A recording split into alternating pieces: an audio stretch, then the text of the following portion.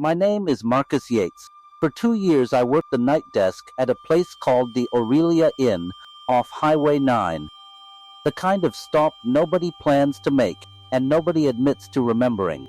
Not the kind of motel with a pool. Not the kind with a breakfast bar or a sign that lit up all the way. 16 rooms, a gravel lot, and a front desk that smelled like burnt coffee no matter how many times I rinsed the pot. The man who trained me was named Carl Ostrander. He'd worked the night shift for 19 years, and in 3 nights of training he said maybe 40 words total. What I remember most is his hands. He kept a folded paper towel in his shirt pocket, and every time the phone rang, before he picked it up, he'd wipe his palms on it. Twice. Always twice. I thought it was a tip. Now I think it was a habit he picked up from doing something with his hands that he didn't want to think about. The other thing, he never looked at the parking lot through the front window, not once in 3 nights. He'd glance at the security monitor on the desk instead, even though the window was right there, 2 feet away, showing the same lot in better detail.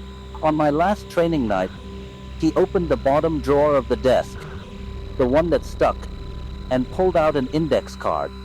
Laminated. The edges were soft and rounded, like it had been carried in someone's pocket for years before it ended up in that drawer. "You'll want this," he said. I turned it over. 6 lines, typed, no header. "Read it tonight," he said. "Not now. Tonight, when it's quiet." He left at 6 in the morning, and I never saw him again. I found out later he'd put in for a transfer to a motel 2 states away, effective that same week. That night, alone at the desk, I read the first line. Rule 1. If you hear 2 knocks on the door of room 14, do not knock back, and do not open it. No matter who answers, when the second guest calls down to ask why someone's in the room next to theirs. I read it twice. Room 14 was empty. It had been empty since I started. I folded the card and put it in my pocket. I didn't sleep right that day.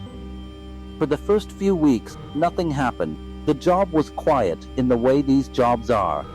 Truckers came through, paid cash, left before sunrise. The ice machine in the hallway hummed at a pitch that got into your back teeth if you stood near it too long. I memorized the smell of the place, bleach over mildew, and under that, something like wet pennies that never fully went away no matter what we cleaned. The first crack came on a Tuesday. A man checked in around midnight and asked specifically for room 14. Nobody asks for a room number. People take whatever's closest to the door. But this guy stood at the desk and said it twice, like he was confirming an order. 14. He paid for 1 night, cash, and didn't have a car that I could see in the lot. I gave him the key. I had to. The room was vacant and there was no rule that said I couldn't rent it. Only what to do if I heard 2 knocks. I sat at the desk for the rest of the night with the volume on the little black and white monitor turned all the way up, listening to nothing. Around 4, the phone rang. Room 9. "Yeah, hi," the woman said. She sounded like she'd been crying, or like she was trying not to. "Is there someone in 14, like working on something? There's been knocking on my wall for like 20 minutes. I looked at the card. I had it memorized by then, but I still kept it folded in my pocket, and I pulled it out anyway, like touching it would change what it said. "I'll check," I told her. I didn't check. I told her maintenance was aware and it would stop soon. I sat there with my hand flat on the desk until it did stop, at 4:19. All at once, the way a sound stops when someone lets go of something rather than finishes doing it. That was the first time I understood the card wasn't a list of inconveniences. It was a list of things that happen on shift, written down by someone who'd already survived them. I have never told anyone this part, but I'll tell you now. Rule 4 said, if a guest leaves their car running in the lot overnight with the headlights off, do not go out to turn them off, and do not write down the plate number. I broke that one. Once. It was maybe a month after the man in 14.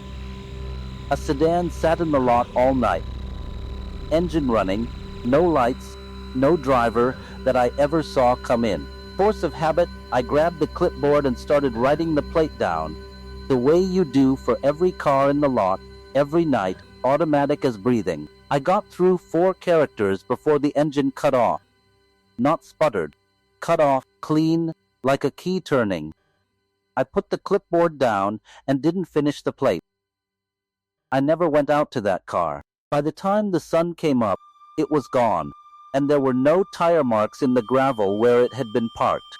Just a rectangle of frost that hadn't melted in a lot where everything else had. Rule 2 was about the ice machine. If it ran for longer than it takes to fill a bucket, with nobody standing at it, you don't unplug it and you don't go check the hopper. You let it run until it stops on its own. The first time I heard it go for almost 20 minutes straight, I stood at the far end of the hallway and counted ceiling tiles until it shut off. And I have never, before or since, heard a machine sound tired the way it sounded right before it stopped. Rule 5 was the one that finally made me understand the shape of the place. It said if every room's curtains are open in the morning, on a night when every room was rented, do not walk down and check that the guests are actually checking out. That happened twice while I worked there. Both times, I sat behind the desk and watched, through the window Carl Ostrander never used, as every door along the row opened at almost the same moment, and every guest walked to their car without a bag, without a key to return, and drove off in a line, evenly spaced, like they'd agreed on it beforehand. I never saw any of their faces. I checked the register both mornings. Every room had been paid for in cash, by guests whose names I didn't recognize and couldn't find a single signature for. I worked there for 2 years. I never opened room 14. I never finished writing that plate number. I left the job the week a new kid named Trent started, and on his first night, I watched Daniel from the day shift hand him the same laminated card, the edges already going soft, and I didn't say a single word, because there's nothing you can say that makes someone believe it before they've already heard the second knock. I think about that card sometimes. 6 rules, and I followed 5 of them completely. I never found out what was supposed to happen if you finished the plate.